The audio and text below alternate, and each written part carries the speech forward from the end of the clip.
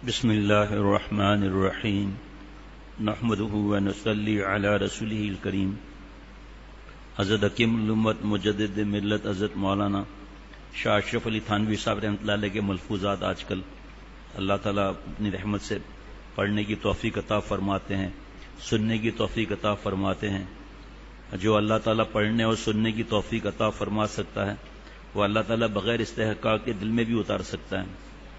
پرسوں ایک مضمون پڑھا تھا، اتنا مزہ آیا ہے کل شاید کہ رات کو بھی پھر اس کو تھوڑا بہت بیان کرنے کی اللہ نے توفیق عطا فرمائی۔ کیا میں آپ سے عرض کروں، بہرحال تیسری دفعہ دل چاہ رہا ہے بتانے کے لیے، پھر بتاتا ہوں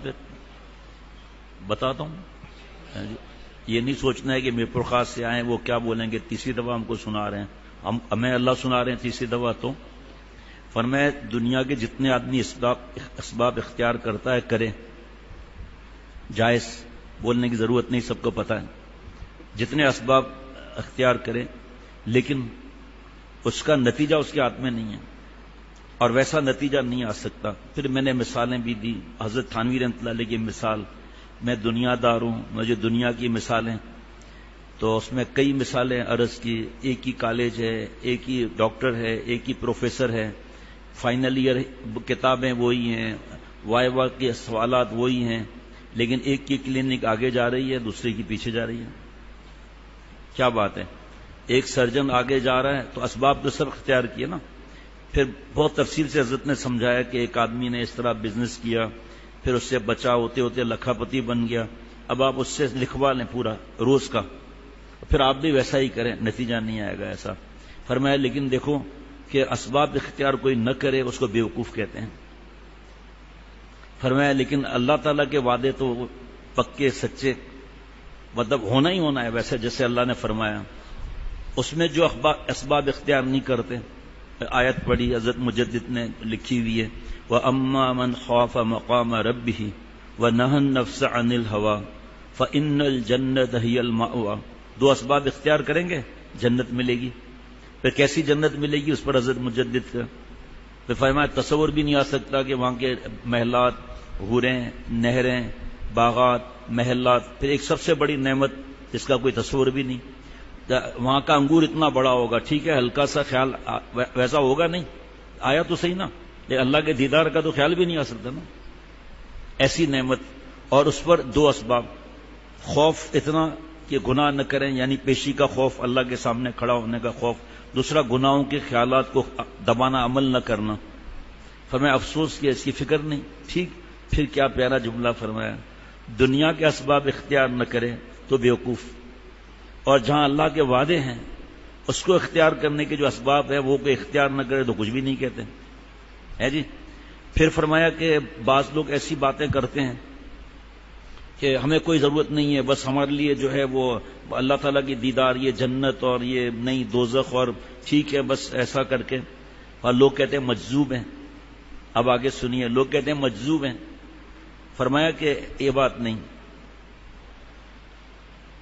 بعض لوگوں نے کہا بھی ہے اس طرح، لیکن وہ اس اللہ والوں کا جو ہے حال ہے ایک، اس کی نقل ہم نہیں کر سکتے، کیونکہ جنت کی طلب کا تو حکم ہے۔ جان پوچھ کر کہنا یا اس کو کمال سمجھنا بڑی غلطی ہے۔ خوب یاد رکھیے کہ جذب کوئی کمال نہیں ہے، ایک تو ہے جذب جس سے آدمی توبہ کر لے اور اللہ والا بننے کی فکر کرے، وہ الگ بات ہے۔ ایک مجذوب جو چھوٹا بھائی جیسے ہوتا ہے نا، کہ جیسے حضرت حکیم امیر حسن صاحب کے واقعات سنائے، جیسے اور مجذوبوں کے واقعات، ایک مجذوبہ کا واقعہ سنایا، حضرت تھانوی رحمۃ اللہ علیہ کی قبر کو اللہ نور سے بھر دے۔ فرمایا کہ اس طرح کا جذب کوئی کمال نہیں اور نہ وہ اختیار میں ہے۔ جو لوگ اختیار سے ایسی باتیں کرتے ہیں وہ کسی درجے میں شمار نہیں۔ چنانچہ اس زمانے میں یہ حال ہے کہ جو کوئی وائی تباہی بکتا ہو اس کو بڑا پہنچا ہوا سمجھتے ہیں، یا یوں کہا کرتے ہیں کہ فلاں بزرگ مست ہیں، ہمارے شیخ تو بڑے مست ہیں بھائی۔ ایسی باتوں میں اہل حال تو معذور ہیں، اور جان بوجھ کے جو کرتے ہیں وہ معذور نہیں ہیں۔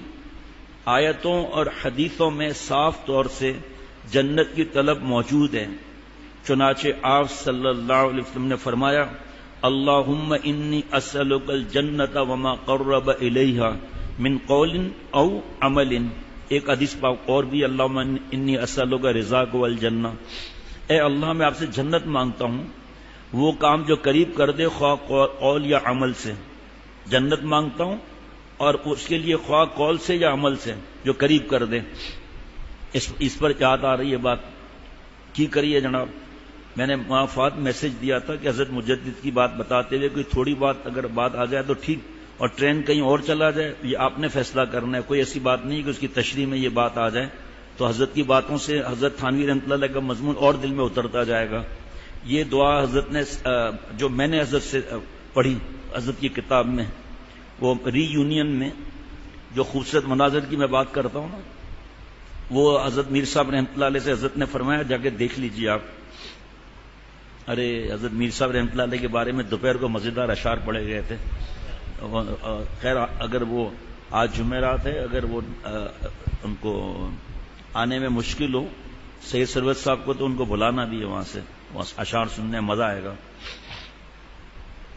تو حضرت نے فرمایا کہ یہ دیکھ کر مناظر اور یہ دعا پڑھ لو، اللہم انی اسألک الجنۃ وما قرب الیہا من قول او عمل۔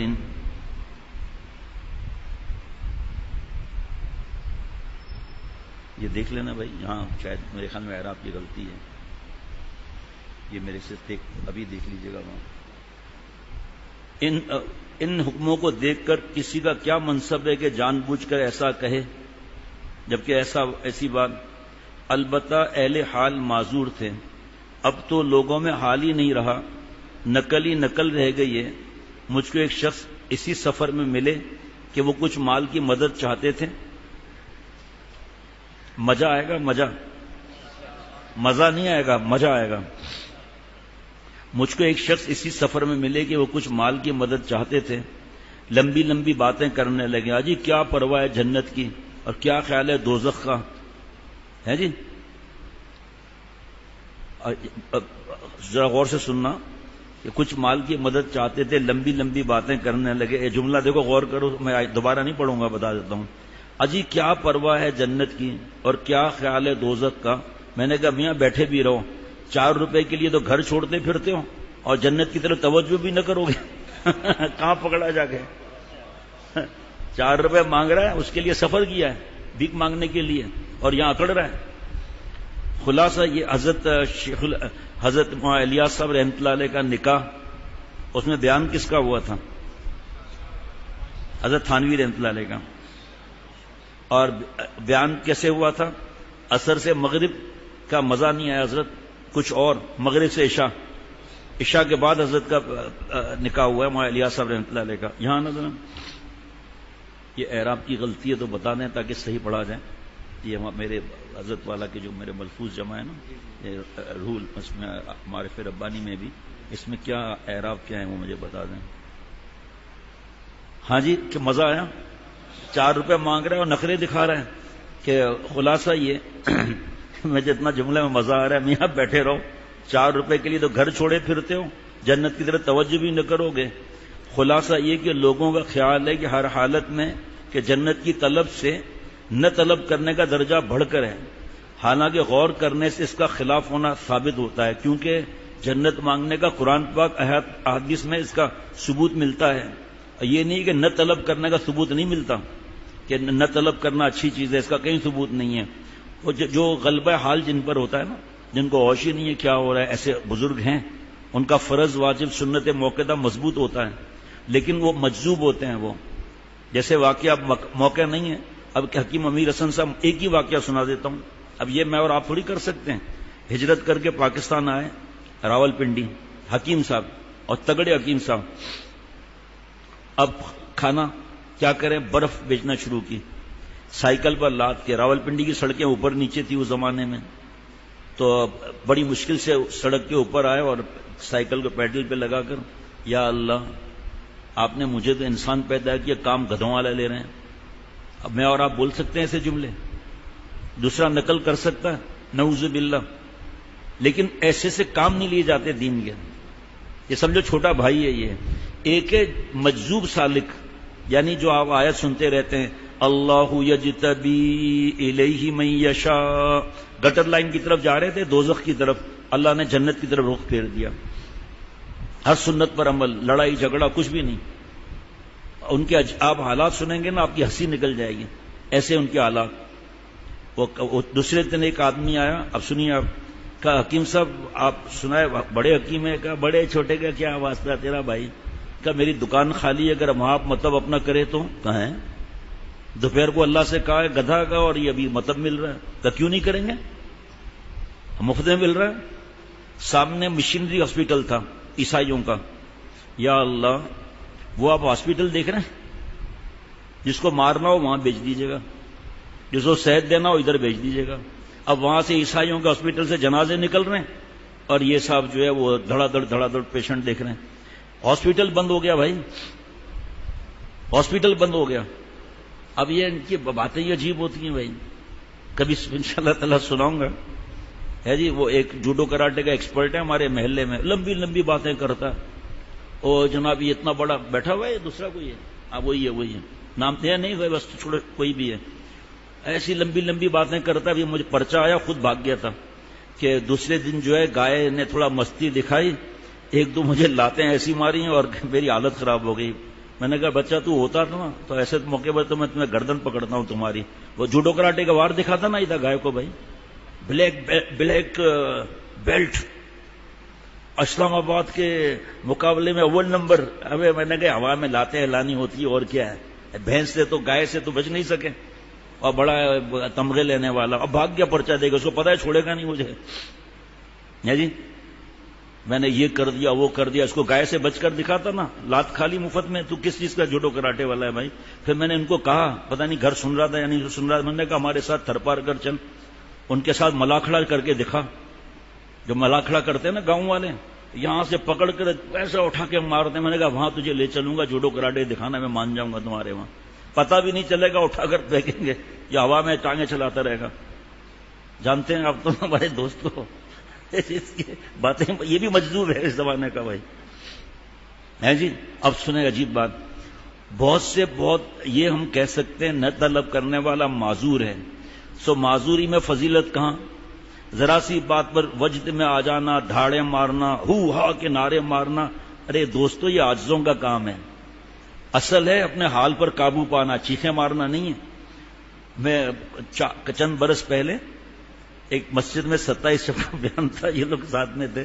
اب میں ممبر پر بیٹھا تھا، ممبر کی سیڑھی اتنی تھی، اب وہ بڑی مشکل سے تو ٹک کر بیٹھا تھا. سامنے ایک آدمی بیٹھا تھا، بیان شروع ہوا معافی کا. یا اللہ، اس نے جو چیخ ماری ہے نا زور سے، ٹوپی جا کے ادھر گری، میں نیچے گرتے ہوئے بچا، وضو ٹوٹتے ٹوٹتے بچا.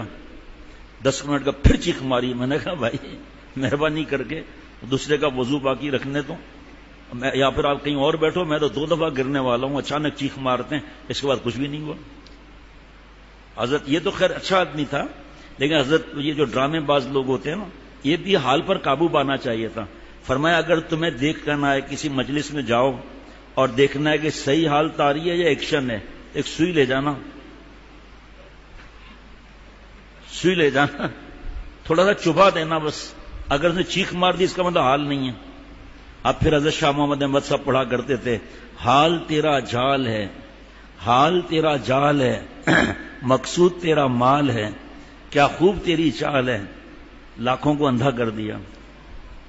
جی جو کمال والا ہو وہ اپنے جذبات کو قابو میں رکھتا ہے. آنسو بھی بہتے رہتے ہیں لیکن اس کو ادھر ادھر حرکتیں نہیں کرے گا. نہ اس کی زبان سے آپ ایسی باتیں کہلوا سکتے ہیں. حضرت شیخ عبدالحق ردولوی رحمۃ اللہ علیہ پر جذب تھا، لیکن وہ سالک مجذوب تھے. ان کو اتنا پتہ نہیں تھا گھر کا راستہ کہاں ہے. مسجد سے، گھر سے مسجد چند قدم پر ایک خادم آ کے چلتا تھا، حق حق حق کے نعرے مارتا ہوا اس آواز سے چلتے چلتے مسجد پہنچ گئے. ایک کسی جگہ بیان کرنے گئے، واپسی پر فرمایا کہ ارے راستے میں کیا مناظر ایسے حسین ہے، یہاں ذکر کا اور دعاؤں کا مزہ ہی اور آئے گا. بھائی یہیں تھوڑی دیر رک جاتے ہیں. تھوڑی دیر کتنا ہوا پتہ ہے؟ 1 مہینہ رک گئے. وہ دال روٹی اور سوکھی روٹی کھا رہے ہیں، دعائیں مانگ رہے ہیں، سجدے میں ایک مہینے کے بعد کہا بھائی کہاں ہیں ہم لوگ؟ یہ کہا حضرت آپ نے تو رکنے کے لیے فرمایا تھا، یہ تو گھر سے دور ہیں ہم لوگ. ارے چلو چلو چلو، اتنا عرصہ ہو گیا. لیکن ان کا حال پر وہ قابو تھے. حضرت مولانا فضل الرحمان گنج مراد آبادی رحمۃ اللہ علیہ کہا بھائی یہ کیا ہو رہا ہے گھر کے پاس؟ کہ حضرت آپ کے بیٹے کی شادی ہو رہی ہے اس لیے لوگ آ جا رہے ہیں. اچھا اچھا اچھا اچھا. ایک گھنٹے کے بعد پوچھا بھائی کیا مسئلہ ہے یہ؟ کہ حضرت آپ کے بیٹے کی شادی ہو رہی ہے. تیسری دفعہ کے بعد کہا پوچھوں بھی تو نہیں بتانا، پوچھوں بھی تو نہ بتانا. اور تھے کتنے بڑے اللہ والے، اس کے بارے میں کیا عرض کریں. یاد رکھیے جب ادھر سے ہی جنت کی طلب کا حکم ہے تو طلب نہ کرنا حکم سے باہر ہے. کتنا خطرناک جملہ ہے. جب حدیث پاک اور اللہ تعالیٰ نے قرآن پاک میں جنت کی طلب کا فرمایا تو اب یہ طلب نہ کرنا حکم سے باہر ہونا ہے.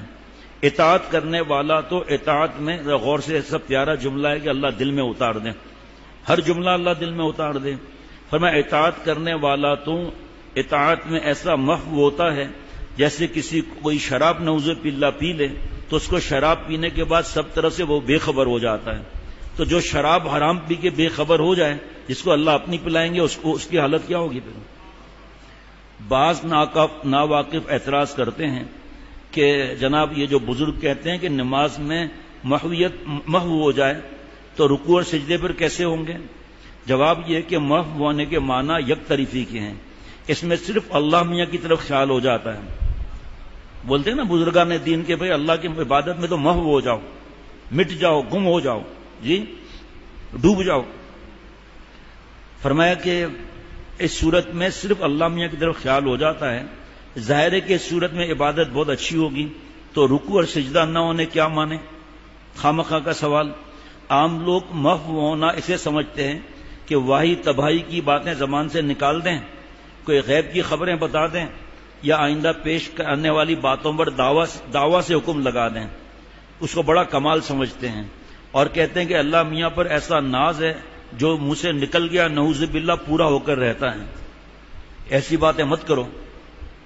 اس کا میں انکار نہیں کرتا کہ دعا قبول ہوتی ہے، مگر ہر چیز کو مانگ بیٹھنا اور دعوے سے حکم لگا دینا انہی سے ہو سکتا ہے جو بے خود ہیں. یہ محو ہونا لائق تعریف نہیں ہے. یہ تو معلوم ہو گیا کہ جنت کی طلب فرض اور اس کے لیے حکم ہے. اب وہ بات یہ ہوگی کہ ذریعے کا حاصل کرنا ضروری ہے. پھر دوبارہ ذریعے پر آ گئے. وَأَمَّا مَنْ خَافَ مَقَامَ رَبِّهِ وَنَهَى النَّفْسَ عَنِ الْهَوَىٰ فَإِنَّ الْجَنَّةَ هِيَ الْمَأْوَىٰ. اس کے ذریعے کا حاصل صحبت اہل اللہ، گناہ چھوڑنا، اللہ کا پیارا بننا، گناہ کے خیالات پہ عمل نہ کرنا. فرمایا کہ اسی طرح اب وہ بات یہ ہوگی کہ ذریعے کا حاصل کرنا ضروری ہے کہ ہم محو ہو جائیں نماز میں. جب جنت ہر شخص کو مطلوب ہے تو اس کے ذریعے کی طلب بھی ہر ایک کے ذمے ہے، ورنہ وہی نری ہوس ہوگی. جب جنت کی طلب کرنا فرض ہے نا تو عمل بھی تو چاہیے. واہ واہ واہ، کیا حضرت مجدد کے علوم. تو جو آیت شروع آج میں پڑھی تھی اس میں اس ذریعے اور طریق کو بیان کرتے ہیں وہ کیا ہے. چنانچہ اللہ فرماتے ہیں اللہ تعالیٰ فرماتے ہیں وَأَمَّا مَنْ خَافَ مَقَامَ رَبِّهِ وَنَهَى النَّفْسَ عَنِ الْهَوَىٰ فَإِنَّ الْجَنَّةَ هِيَ الْمَأْوَىٰ. سبحان اللہ. بادشاہوں کا کلام بھی تمام کلاموں کا بادشاہ ہوتا ہے. جیسے اللہ میاں ہے ویسے ہی رب کا کلام ہے. جنت سی چیز کے لیے جس قدر بھی ذریعے اور طریقے طلب کے ہوتے کم ہوتے ہیں، مگر حق تعالیٰ نے ایک ایسی بات بتا دی بھائی جنت میں اللہ کا دیدار تو ذریعے تو بہت ہونا چاہیے نا، لیکن حق تعالیٰ نے ایسی بات بتا دی جیسے گر ہوتا ہے نا. یہ ظاہر ہے کہ جس کو کسی چیز کا گر معلوم ہو جائے تو اس کو بڑی آسانی ہو جاتی ہے. اب چنانچہ تمام انبیاء علیہ الصلوۃ والسلام کو دیکھیے کہ کتنی جلدی حساب لگا لیتے ہیں کہ یہ راستہ، وجہ یہی ہے کہ ان کو گر یاد ہو گئے. گر کا حاصل یہ کہ بہت سی چیزوں کا یاد رکھنا انسان کو مشکل اور دقت طلب ہوتا ہے. وہاں بھی تو کہو، ماشاءاللہ بھی تو کہو بھائی. اس لیے ایک قاعدہ اس کے لیے مقرر کر دیا جاتا ہے کہ اس قاعدے پر عمل کرنے سے کوئی دقت پیش نہیں ہوتی. مثال اس کی یہ ہے کہ کوئی شخص اپنے نوکر کو محفل کے دروازے پر بٹھا دے اور کہہ دے کہ غیر آدمی کو اندر نہ آنے دینا، تو اس کا ایک طریقہ تو یہ ہے کہ زید، عمر، خالد وغیرہ کے 100 نام لکھ کر دے دیے جائیں کہ ان میں سے جو کوئی آئے تو اندر نہ آنے دینا. اس میں بڑی دقت ہے کہ ایک فہرست بنانی ہوگی پھر آنے والے کے نام پوچھنے ہوں گے، ہر دفعہ ساری فہرست دیکھنی ہوگی، ہر آنے والے کو کچھ دیر ٹھہرنا ہوگا۔ آسانی اس میں یہ ہے، خود ہی خود ماشاءاللہ نکل رہا ہے۔ ایک تو یہ کہ فہرست دے دی جائے 100 آدمیوں کی، اور توڑا نہ کیا جناب، اور تجھے جانتے نہیں ہو سید سرواز صاحب میرا نام ہے جناب، کہا جی وہ 1 منٹ لسٹ دیکھ کر، تب اس وقت سرچ سسٹم نہیں تھا، سرچ میں بھی دیر لگتی ہے، سرچ دیکھ کر آپ کا نام تو آنے والے میں ہے ہی نہیں، اور جب تک رکا ہوا ہے نا، جب تک سرچ بھی کرے، اسپیلنگ مسٹیک ہو جائے تو سرچ میں آئے کیا؟ ہاں جی، سروت کو کوئی اے سے کر دے، ایس اے کر دے، پھر کوئی ایسو کر دے، پھر تو اب وہ پریشان، سروت صاحب کھڑے ہیں اور کی کندھے پہ جناب ساڑی حالت تو دیکھو جی، ہے جی۔ اور دوسرا گر کیا ہے؟ شارٹ کٹ، اس کو بھی تکلیف، اس کو بھی تکلیف۔ فرمایا اس کا سیدھا سیدھا راستہ یہ ہے کہ اس کو کہہ دیا جائے جس کو تو نہ پہچانتا اس کے نہ آنے دینا، یہ گویا گر ہو گیا، اس میں کوئی دقت نہیں۔ ایسے ہی جنت حاصل ہونے کے لیے بہت سے طریقے ہیں جن کا علیحدہ علیحدہ یاد رکھنا نہایت دشوار تھا، اس لیے حق سبحانہ و تعالی نے ایک ایسی بات بتا دی کہ جب اس کی رعایت رکھی جاوے تو جو کام بھی کیا جائے گا اس کو کچھ نہ کچھ دخل جنت کے حاصل ہونے میں ضرور ہوگا۔ اللہ میاں کے کلام کی قدر اس کو آتی ہے جو طالب ہو۔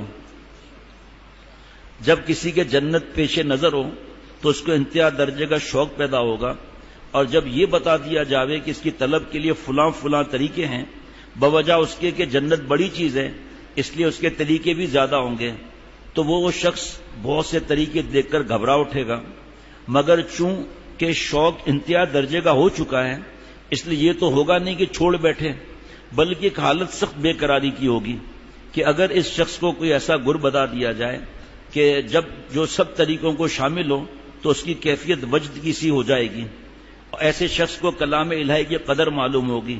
اسی قاعدہ کلیہ کی کو جس کی تعبیر پہلے گر سے کی ہے، فرماتے وَأَمَّا مَنْ خَافَ مَقَامَ رَبِّهِ وَنَهَى النَّفْسَ عَنِ الْهَوَىٰ فَإِنَّ الْجَنَّةَ هِيَ الْمَأْوَىٰ۔ سبحان اللہ۔ اس آیت میں 2 طریقے بتا دیے گئے جو سب سے جامع ہیں۔ کون سے 2 طریقے بھائی؟ ہاں، اللہ تعالیٰ کے سامنے پیشی کا خوف اور جناب گناہ کے خیالات کو روکنا۔ اب کون کون سے گناہ کے خیال کو کس کس طرح روکنا ہے؟ کونوا مع الصادقین، سچوں کے ساتھ رہیں، اصلاح کرائیں، کوئی چھپائے نہیں۔ پچھلے دن ایک بوڑھے صاحب تھے، آنسوؤں کے ساتھ رو رہے تھے، کہا مجھے میرے خیال میں 3 ہفتے کی بات بھی نہیں ہوگی، ایسا رو رہے تھے، کہا اتنے گندے خیالات آتے ہیں اس عمر میں، میرے خیال میں 80 سے اوپر ہوں گے، اس عمر میں اتنے گندے خیالات آتے ہیں، آج اتنے عرصے کے بعد بتا ہی رہا ہوں کہ میرا کیا حال ہوگا۔ جب بتایا انہوں نے گندے خیالات کا، میں نے کہا بھائی مایوس تو ہونا نہیں ہے، اتنے عرصے کا آپ کا تعلق آپ نے مجھے بتایا بھی نہیں، آپ یہ 2-3 پرچے میں نے دے دیے۔ ابھی چند دن پہلے قریب آ کر کہا مزہ آ گیا ہے، سارے خیالات غائب ہو گئے، اب اللہ کی طرف رجوع ہو گیا ہے۔ تو انہوں نے شرم کی، ڈاکٹر کے پاس، آپ تو ڈاکٹر ہیں، پتہ نہیں کس چیز کے ڈاکٹر ہیں، 70 بھی لوگوں کو دکھانا پڑتا ہے، وہ شرم کرتے ہیں، اور آپ ڈاکٹر ہو، خود فیصلہ کر لو، شرم کرو تو اس کا بیماری کا حال کیا ہوگا؟ آپ خود فیصلہ کر لو کیا حال ہوگا اس کا۔ تو اس بیماری کو نہیں چھپاتے، ہم فوراً بتاتے ہیں، ڈاکٹروں کے پیچھے بھاگ دیں، اور اللہ سے دور کرنے والی روح کی بیماری گناہ، اس کی اصلاح کی فکر نہیں ہوتی۔ اللہ عافیت کی حیات نصیب فرمائے۔